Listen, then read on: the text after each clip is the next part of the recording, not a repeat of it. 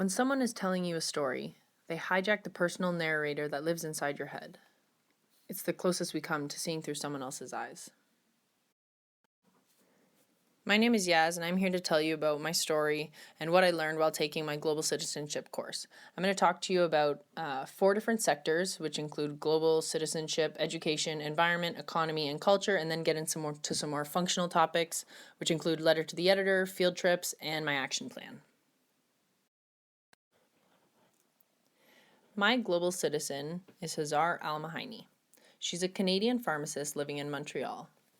In 2012, she started a school in a small Turkish border town for Syrian refugee children. Children have always been Hazar's primary priority. Having made many sacrifices for her children and seeing the impact on their lives, it occurred to her that maybe she could help more. She has now made a difference in the life of over 1,000 children, giving them a chance at an education and subsequently a brighter future. So what is a global citizen? I believe it's becoming enlightened to the things that really matter in life. Hazar is the perfect depiction of a global citizen, exemplified by her altruistic commitments to helping others. There are many attributes associated with being a global citizen. Being self-aware, the ability to accept change, harboring a global vision, and the list goes on. These are just a small subset of the skills Hazar and many of us demonstrate on a day-to-day basis. Many people believe that we come to school to learn, essentially memorize a series of relative facts on specific topics.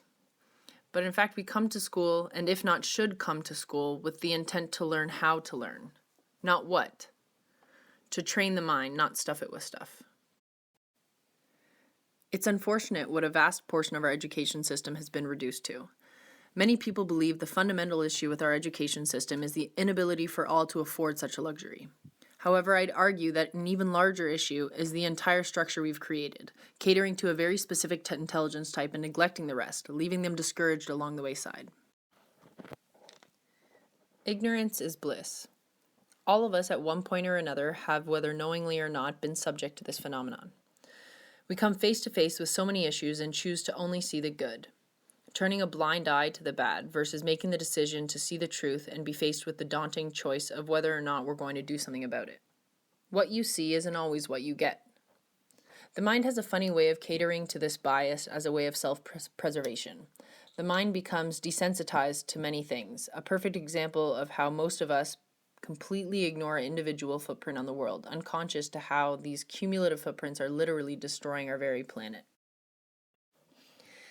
Instead, we choose to focus our attention on more immediate forms of gratification, such as buying things that we don't need, simply because we've been conditioned by corporations to feel insecure, but that by buying their latest and greatest product, all will be right.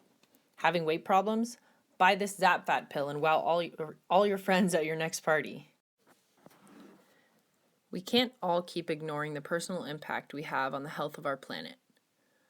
We are culpable and need to start being responsible for our choices. We need to become aware of the way in which companies are manipulating us so that we can stop buying the things we don't actually need, which just contribute to the pollution. Stereotyping is caused by social cognition. The processes we use to simplify, categorize, and order our world are the very same processes we use to distort it. Thus, prejudice may not arise not only from heated negative emotions and hatred toward other social groups, but also from cooler cognitive processes that govern how we think and process social information. Turn off the lights and we're all the same color, are we not? Cognitive biases are prevalent in our society, many of which help us operate at a higher capacity by taking shortcuts and using unconscious habits to deal with the plethora of choices we face each day. Unfortunately, many of these biases are just plain wrong. Becoming aware of these false biases and rooting them in our conscious is the first step towards a remedy.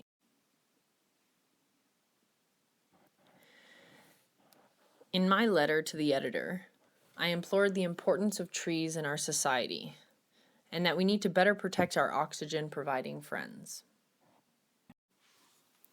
If each of us were able to make those small steps, those little changes that move us away from paper use, the demand for paper would subsequently be reduced. This lowered demand would cause the surplus in supply to be reduced as competitors undercut each other, driving some out of business. On my field trip, I had the pleasure of getting to know Douglas Copeland. He's a Canadian writer and thinker. Everywhere is anywhere, is anything, is everything. To me, this means globalization. What you're looking at here is Douglas Copeland's exhibit, The Slogans of the 21st Century. Now, this means a lot of things to a lot of people, but to me, the main message I got was that seeing through someone else's eyes really broadens your perspective. I've been paperless for over a year now, using apps such as Evernote and Scannable, as well as some other apps that help me operate in a more efficient and environmentally friendly manner. I've signed petitions and attended a Green Living Show, which is a sustainability event, as well as joined many environmental organizations such as Blue Dot and 350 Organization.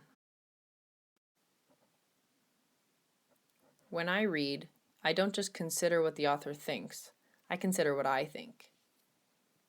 I think this really succinctly sums up my story. At the end of the day, we need to think critically and think for ourselves.